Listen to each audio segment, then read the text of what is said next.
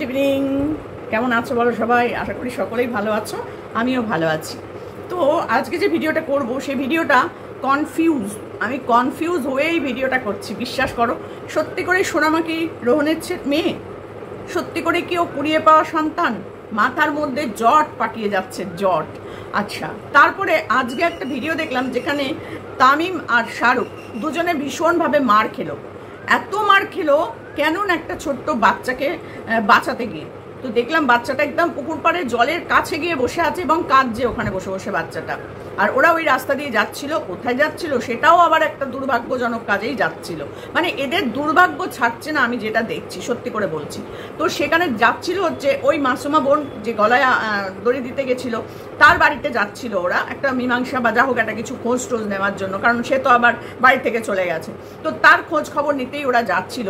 তো সেখানে যেতে গিয়ে দেখছে ওই ছোট্ট বাচ্চাটা পুকুর পাড়ে একদম জলের কাছে বসে বসে চিৎকার করে করে কাঁদছে দাঁড়িয়ে দাঁড়িয়ে। তো সেখান থেকে তারা বাচ্চাটাকে উদ্ধার করতে গিয়ে মার পিঠ ভেঙে চুড়ে, তোমার ক্যামেরা ভেঙে চুড়ে, মাথার হেলমেট ভাঙা, মানে কি যে অবস্থা হলো সে বলার মতো না। তো চলো ভেতরে একটু প্রবেশ করি। তার আগে বলি যে কেমন আছো বলো সকলে? আশা করি সকলেই ভালো আছো, আমিও ভালো আছি। তো এই ব্যাপারটা নিয়ে যদি না বলি তাহলে কিন্তু খুব খারাপ হবে। জাস্ট একটু আগেই আমি ভিডিওটা দেখলাম যে শাহরুখ আর তামিম আর তার সাথে আরেকজন আছে, তার নামটা জানি না ঠিক এই মুহূর্তে। তো তিনজন মিলে ওরা যাচ্ছিল তিনটে বাইকে করেই, মানে মাসুমার বাড়িতে খোঁজ খবর নিতে। ওই রাস্তা দিয়ে ওরা কোনোদিন যায়নি তার আগে।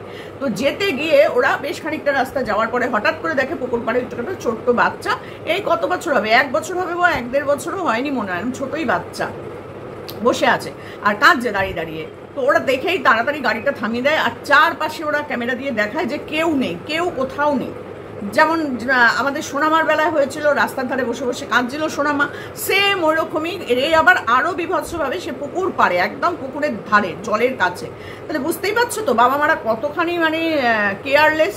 এদের বাবা মারা আদৌ এদের বাবা মা মানে জন্ম দিয়ে ছেড়ে দেওয়ার জন্য মনে হয় জন্ম দিয়ে দেয়, কোনো দেখাশোনার ব্যাপার নেই। তো যাই হোক, বাবা মার থেকেও বড় কথা বাচ্চাটার নাকি বাবা মা নেই, মেয়ে মারা গেছে আর কি, মা মারা গেছে। তো যাই হোক, ওরা বাচ্চাটাকে তুলে নিয়ে একজন বাচ্চাটাকে তুলে নিয়ে আসছে আর দুজন তাড়াতাড়ি করে মানে রাস্তার উল্টো দিকেই একটা বাড়ি আছে।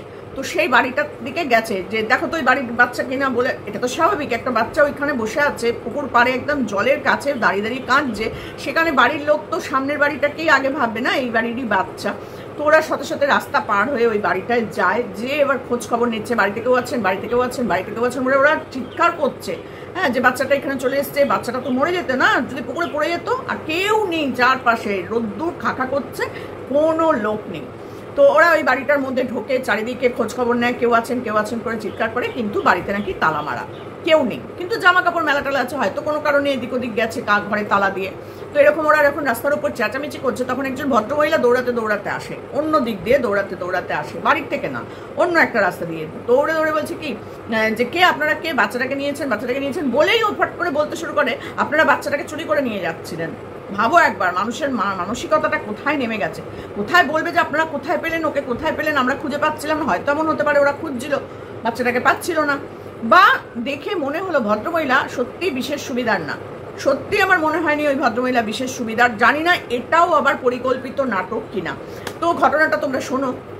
বাচ্চাটার মানে ভদ্রমহিলা চলে আসে, বাচ্চাটার দিদিমা, মনে হয় খুব সম্ভবত দিদিমা বা ঠাকুমা কেউ একজন হবে।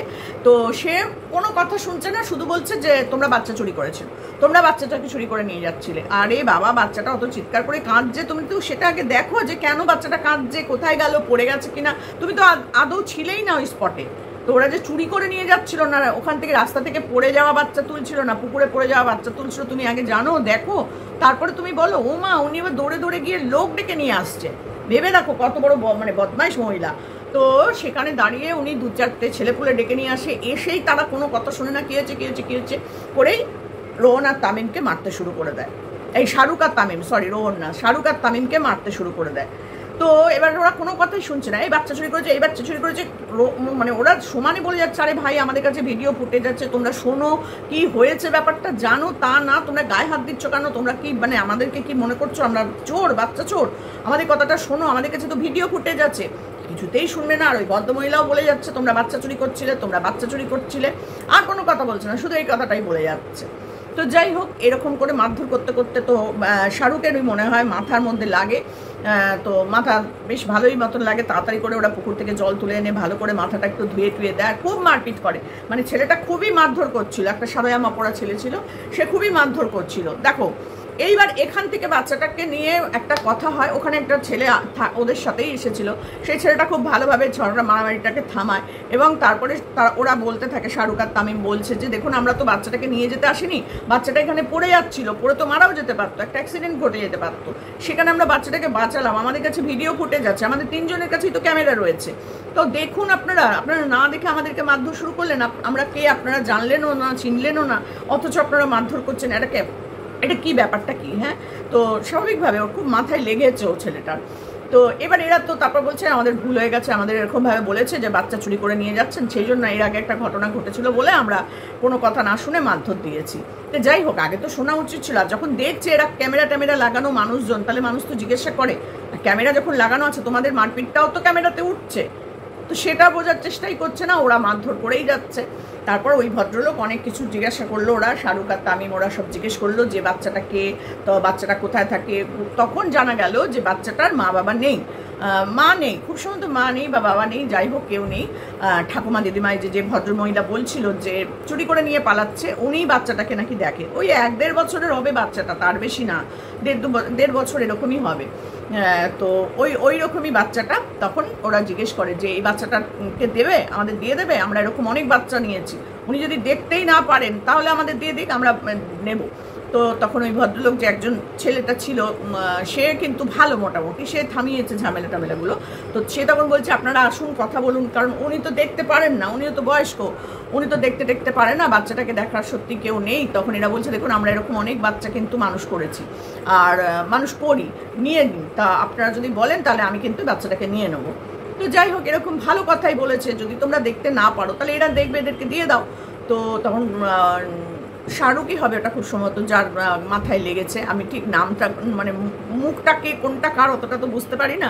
তো সেখান থেকে ডেকে ও বললো ঠিক আছে আমরা কালকে আসবো, আপনারা যাকে পারবেন, যতজন পারবেন লোকজন নিয়ে আসবেন, কারণ এর মীমাংসা না করে আমি ছাড়বো না। অকারণে আমাদের গায়ে হাত দেওয়া আর আমাদেরকে চোর বদনাম দেওয়া, এটা আমি ছাড়বো না। আমি বলবো তোমরা একদম ছাড়বে না, কারণ এইটা তোমরা ভালো কাজ করতে গিয়ে মার খেয়েছো, আর বারবার তোমরা এরকম মারধর খেয়ে চলে আসবে, তোমরা ভালো কাজ করতে গিয়ে মার খাবে, বদনামের হবে। এই যে মাসুমা, এত মানে জঘন্য একটা মেয়ে ছেলে, কি বলবো তাকে, মানে ভাই, এতগুলো ভাই পেয়েছিল সে ভাইগুলোর মানে কি বলবো, মুখে পুরো কালি লেপে দিয়ে মেয়েটা পালিয়ে গেল। কোথায় গেল, কেমন আছে, কোনো বাজে খপ্পরে পড়লো কিনা, আবার এরা কিন্তু কিছুই জানে না। এরা মাসুমার জন্যই যাচ্ছিল মাসুমার গ্রামে, যেখানে আর কি ওর বাড়ি টাড়ি, সেখানেই যাচ্ছিল খোঁজ খবর নিতে। যেতে গিয়ে এরকম একটা পরিস্থিতির মধ্যে গিয়ে পড়লো ওরা। মানে ভালো কিছু করতে গেলে আমার মনে হয় পেছন থেকে বাধা আসবেই আসবে। তো যাই হোক, বাচ্চাটাকে বাঁচালো, সেখানেও দেখো মার খেতে হলো। ক্যামেরাটা 60,000 টাকা দামের ক্যামেরা, সেটা পর্যন্ত ভেঙে গেছে, ভাবো। এবার আমি বলি সেটা হচ্ছে, আজকে আমাদেরই একজন ক্রিয়েটারের, মানে উনিও শাহরুখ রোহনকে নিয়ে ভিডিও করে, তো উনি বলছিলেন যে রোহনের আদৌ এটা রোহনের সন্তান, মানে রোহন কুড়িয়ে পায়নি, এটা নাটক, এই সেই বলে একটা ভিডিও করেছে। তো আমি এখনো পর্যন্ত, আমি কেন, অনেকেই কনফিউজ যে সত্যি করে ওটা কি রোহনের বাচ্চা না রোহন সত্যিই কুড়িয়ে পেয়েছিল।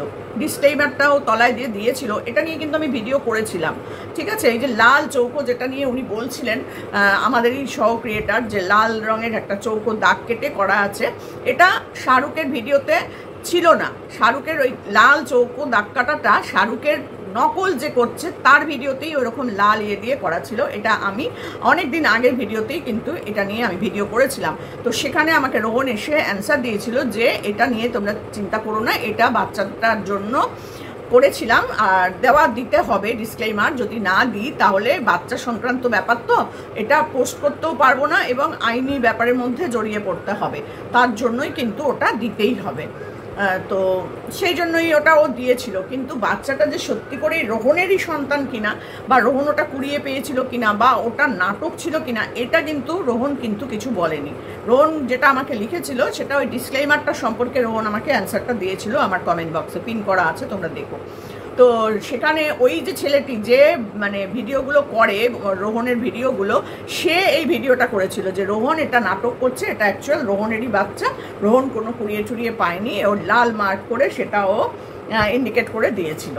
তো যাই হোক, এটা যদি রোহনের নিজস্ব বাচ্চাই হয়, মানে নিজের বাচ্চা, বিয়ে করে বউয়ের মানে নিজেদের বাচ্চা হয়, তাহলেও তো রোহনেরই বাচ্চা। আর রোহন যদি কুড়িয়েও পেয়ে থাকে তাহলেও সেটা রোহনের বাচ্চা। আর রোহনের বাবা যখন এটা স্বীকৃতি দিয়েছে, তার নামে যখন তার আধার কার্ডটা হয়েছে, তখন আমরা আর ভাববো না কুড়িয়ে পেয়েছে, না ছুঁড়ে ফেলে দিয়েছিল কেউ, সেখান থেকে লুপে নিয়ে এসছে। দরকার নেই আমাদের জানার, আমরা জানবো ওটা রোহনের বাচ্চা, সোনামা রোহনের বাচ্চা, ব্যাস। আর আমাদের কিছু জানার তো প্রয়োজন নেই না, কার বাচ্চা, কি, কেন, কোথায়, কি জন্য জন্মালো, কে জন্ম দিল, কে ফেলে দিল, কে রাস্তায় কুড়িয়ে পেলো, আমাদের আর দরকার কি জানার। আমরা দেখছি যে মানুষ করছে তার সন্তান, ব্যাস। আমাদের আর ওর থেকে বেশি জানার কিছু নেই। আমরা চাই রোহনের মতন ভালো মনের একটা যেন মানুষ তৈরি হয়, পড়াশোনা শিখে একটা মানে ভালো মেয়ে তৈরি হয়, ব্যাস। আর এর থেকে বেশি কিছু না। নিজের পায়ে দাঁড়াবে, বাবাকে দেখবে, বাড়ির সকলকে দেখবে, এইটুকুনি। তো সেখানে দাঁড়িয়ে তামিমেরটা দেখেছিলাম, তামিমেরটার সমস্ত কিছু ওরা করছে, লিগালিভাবে করছে, সেগুলোও দেখেছি। তো যাই হোক না কেন, এই বাচ্চাটাকে নিয়ে যেটা বলার সেটা হচ্ছে যে যদি কালকে ওরা আবার যাবে ওখানে গিয়ে যদি দেখে যে এই বাচ্চাটাকে ওরা নিয়ে আসার মতন, তাহলে ওরা নিয়ে নেবে বাচ্চাটাকে।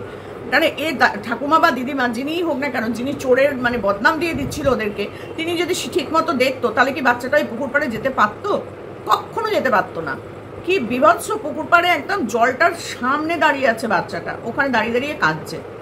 এবার যদি ওটা নাটক হয়, পূর্ব পরিকল্পিত নাটক হয় বাচ্চাটার জন্য, তাহলেও বলবো যে সত্যি এটা ভয়ঙ্কর ব্যাপার। এইরকম নাটক তোমরা বাবা আর করো না, কারণ মনটা মানে দেখতে দেখতে না গায়ের মধ্যে কাঁটা দেয়, যে এইরকমভাবে মারধর করছে, এইরকমভাবে একটা বাচ্চাকে বাঁচাতে গিয়ে এরকম মানুষের এরকম হচ্ছে, তখন মানুষ এমনিই ভয়ে পিছিয়ে আসবে। বাবা একটা বাচ্চাকে বাঁচাতে যাবো, আমার তো মারধর খেতে হবে, আমার তো ক্যামেরা ভেঙে যাবে, আমার মাথা পেটে যাবে, আমার হাত পা ভেঙে যেতে পারে, কোনো গ্যারান্টি নেই তো, আছে কি? কোনো গ্যারান্টি নেই। তাই জন্য নাটক করে তোমরা কোনো বাচ্চাকে তোমাদের কাছে এনো না, এটুকুনি আমি বলবো। যেটা রিয়েল, যেটা সত্যি, সেটাই দেখিও।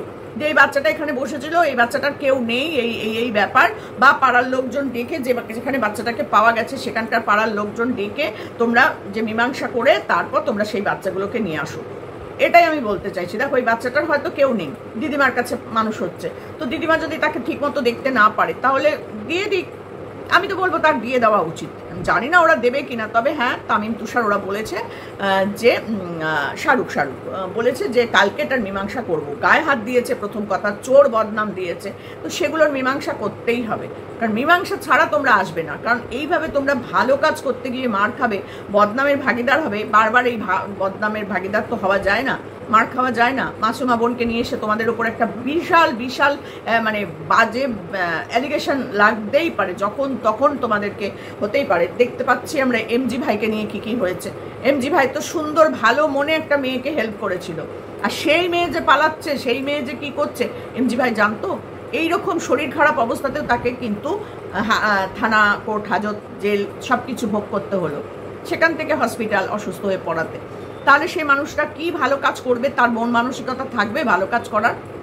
ভালো কাজ করতে গিয়ে যদি এইরকম সমাজে সবার কাছে অপমানিত, মারধর খেতে হয়, তো কটা ছেলে আর আসবে বলো ভালো কাজ করতে? আসবে না। কারণ এই সব দেখার পর আর কোনো মানুষ আসবে না। কারণ আমরা যখন তোমাদের ভিডিওগুলো দেখি যে তোমরা এত মানুষের পাশে দাঁড়াচ্ছ, এই করছো, সত্যি করে বলছি আলাদা একটা মানে সম্মান বলো, আলাদা একটা ভালো লাগা বলো, সাপোর্ট বলো করতাম।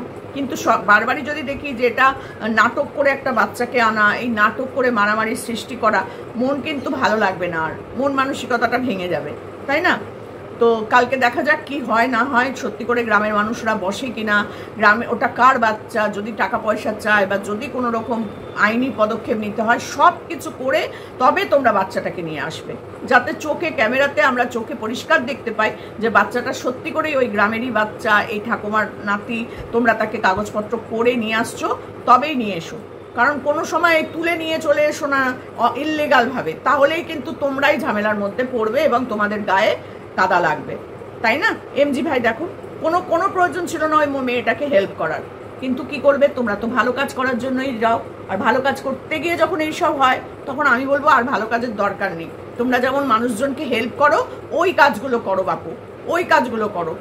ওরকম পার্সোনালি কারোর বাচ্চা মা বাবা নেই, তাকে তুলে নিয়ে আসা, তার নিশ্চয়ই কেউ না কেউ আছে, তো সেখানে বাচ্চাটা থাকুক, তোমরা তাদেরকে টাকা পয়সা দিয়ে সাহায্য করো। আমি বলবো এটা অনেক ভালো কাজ। তারপরে হচ্ছে এই যে মেয়েটাকে নিয়ে এলে, কোনোদিন একটা সমস্ত মেয়েকে তোমরা নিয়ে এসে রেখেছিলে, এটাতেই তোমরা আইনিভাবে ফেসে যেতে পারতে। আমি আমার ভিডিওতে বলেছিলাম, অনেক মানুষ আমাকে সাপোর্ট করেছিল। আজকে দেখো কি পরিস্থিতিটা হলো। আমার কখনোই এই মেয়েটাকে ভালো লাগেনি, খারাপ লাগছিল যে এরকম একটা সুন্দর মেয়ে এরকম একটা পরিস্থিতিতে পড়েছে। কিন্তু তোমার তামিমের বাড়িতে নিয়ে আসাটা আমার কিন্তু পছন্দ হয়নি। তবুও তোমরা নিয়ে এসছো, কিছু তো আমাদের বলার নেই। তো এরকম কাজ আর কোনোদিন ভুল করে করো না, এটুকুনি বলবো। তবে আজকে খুব বাচ্চা বেঁচে গেছে, সত্যি করে ওর মাথাটায় লেগেছে। আর ওদের হাতে আরও কোনো কিছু ছিল না, এটাই হাতাহাতি হয়েছে শুধু। কিন্তু লাঠি বাঁশ ফাঁস এইসব যে নিয়ে এসে মারপিট করেনি, এটাও অনেক বড় ভগবানের মানে আশীর্বাদ। যাই হোক, দেখা যাক পরবর্তী ভিডিওতে শাহরুখ কি বলে। শাহরুখ আর তামিমের ভিডিওতে নিশ্চয়ই দেখতে পাবো পরবর্তীতে কি হলো। তো সেই বুঝে শুনে লিগাল প্রসেস মেনটেন করে তবেই বাচ্চাটাকে আনবে, না হলে এনো না।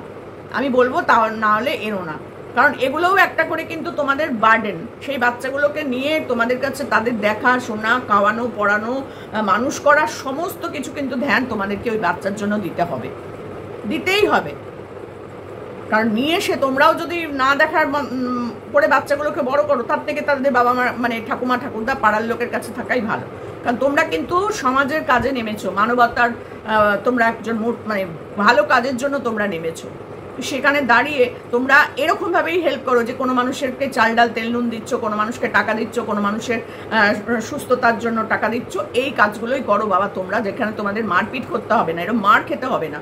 খুব খারাপ লাগছিল আজকে দেখে, ভীষণ খারাপ লাগছিল। সেদিনও সোনামাকে নিতে গিয়ে রোহন মার খাচ্ছিল, আজকেও এই বাচ্চাটার জন্য তোমরা মার খেলে। সত্যি খারাপ লেগেছে আজকে। তো চলো, এটুকুনি বলার ছিল। টাটা।